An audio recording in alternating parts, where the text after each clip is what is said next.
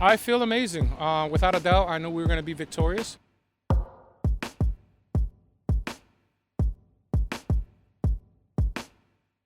Hi there, it's WAMC News Director Ian Pickus, and on this episode of the WAMC News Podcast, the results are in from Tuesday's primaries in Massachusetts.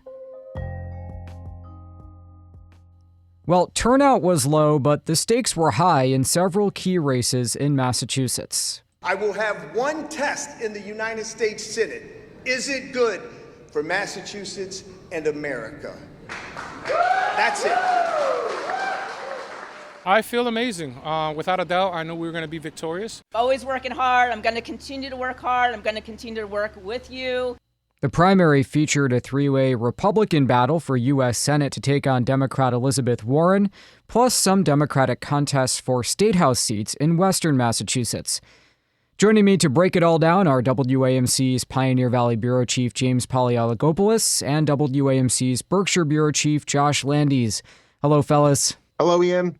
Going. Well, it was another election night just one day after Labor Day, so we're kind of jump-starting the fall election calendar. I think we will start in the Springfield area and head west. James, tell us about the races that you were covering on Tuesday. So largely throughout the valley, we had a lot of uncontested primaries, a lot of folks that are by themselves on the ballot and sure enough secured their party's nomination without much issue, with the exception of the Springfield area. We had the Hamden Senate District with incumbent Adam Gomez facing off against Springfield Ward 4 City Councilor Malo Brown. This is a district that encompasses most of Springfield and a swath of Chicopee as well.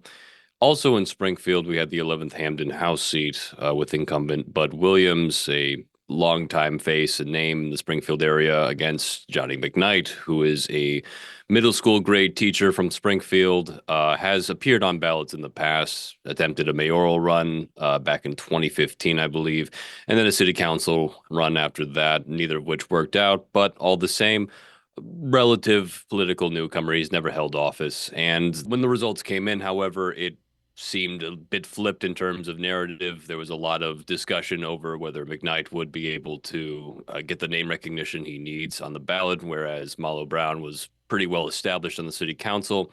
As it turns out, the contest between him and the incumbent Senator Gomez, very lopsided. Gomez securing about 70% of the vote in spots.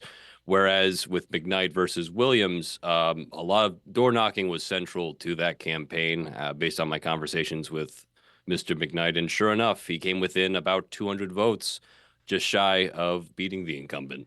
So what did Bud Williams have to say about the victory, which, as you say, was, I think, perhaps closer than expected?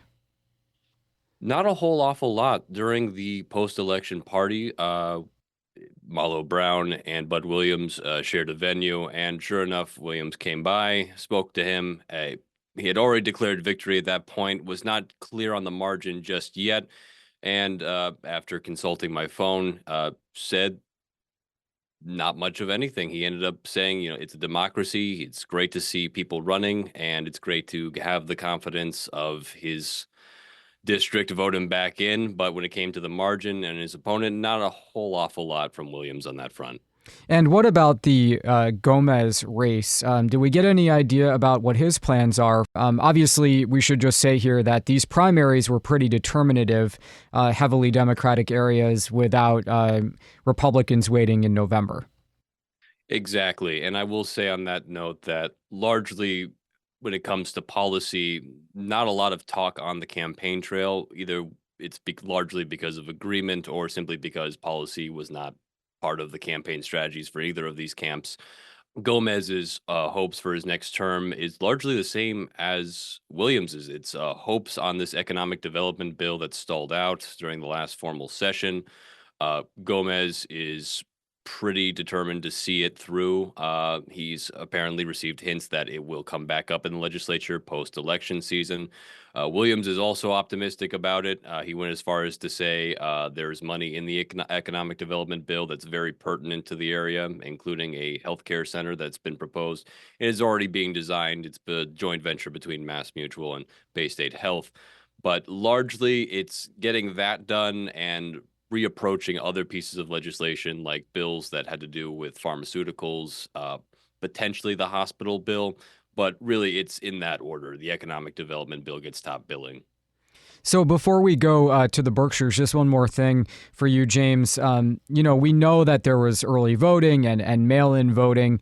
The Secretary of State, Bill Galvin, was hoping that turnout would get to 15%, which doesn't sound that high. You were able to talk to some voters who were voting in person in Springfield on Tuesday.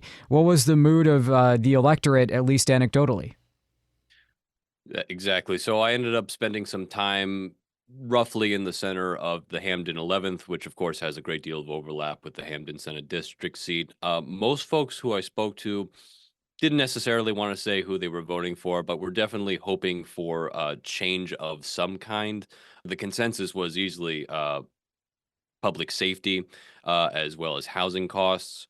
One person I spoke to went into detail about just simply wanting to see change at all levels and voting for the person she felt embodied that the most. Of course, both incumbents getting reelected. I'm not sure how that plays into that, but largely speaking, not a lot of people who wanted to name who they cast a ballot for. There was at least one case of a group coming out, and I approached and asked how they were feeling, and they said, we're not even sure who we voted for. We just put in the name that our relative told us. So that's where that is. But other than that, turnout in Springfield came out to be about 10%, and in neighboring Chicopee, 12.12%. So low turnout in the Senate race. The Springfield turnout is actually higher than in some recent primary elections. So let's go now to Josh. Josh, you were covering a three-way Democratic primary in Berkshire County for a exceedingly rare prize, an open statehouse seat. Remind us about the players here.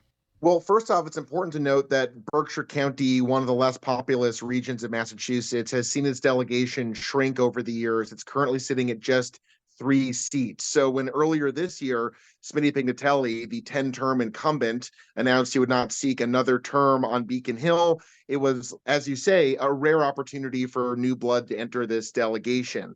In the first Berkshire district, we have John Barrett, a long playing member of the Berkshire political scene. He was the mayor of North Adams for an incredibly long time. In the second Berkshires, we have Tricia Farley Bouvier, who's now been serving almost unchallenged for 13 years at this point. So again, Pignatelli's exit is a rare opportunity, and 3 people weighed in this Democratic primary to try to take advantage of that. Jamie Manasseh and Patrick White, both Stockbridge Select Board members, and Lee Davis, who is the vice chair of the Great Barrington Select Board. Now, Pignatelli, for his part, stayed out of the race, at least officially. Lee Davis was able to lock up some institutional support. And what was her margin of victory like on Tuesday night? She took home 55% of the vote in the three-way race. White took about 38%, and Manasseh took around 6.4% per unofficial numbers. So basically, of the 18 municipalities, Davis won in 17 of them. The only one that went to another candidate was Stockbridge, who opted for Patrick White, who, of course, is one of their sitting select board members. So he took his hometown, but the rest of the field was dominated by Lee Davis, including notably Dalton, which is a central Berkshire community that was added to the 3rd Berkshire District during redistricting in the last few years.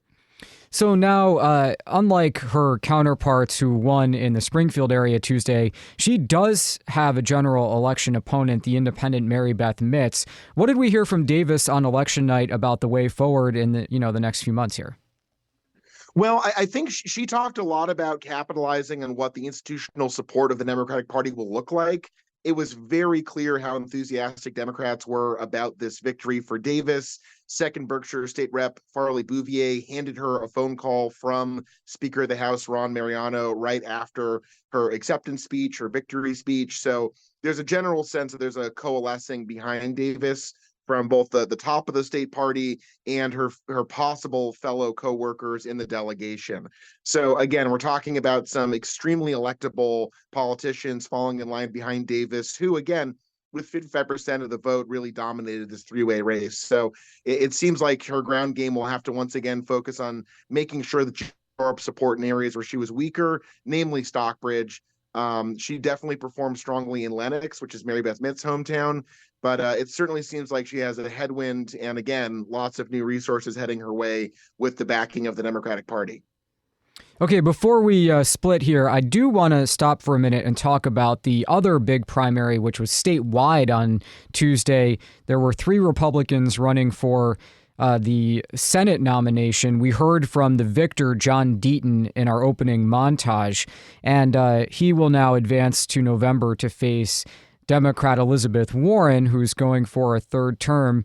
Wondering what you guys are expecting in that race, and I should say, for folks who might be interested in learning more about John Deaton, he was a guest on our Congressional Corner series on WAMC, so we got a chance to hear from him directly. But, are we expecting this race to be close? What do you think? It would be absolutely shocking if John Deaton upset Elizabeth Warren. Certainly, Berkshire County is a deep blue part of Massachusetts.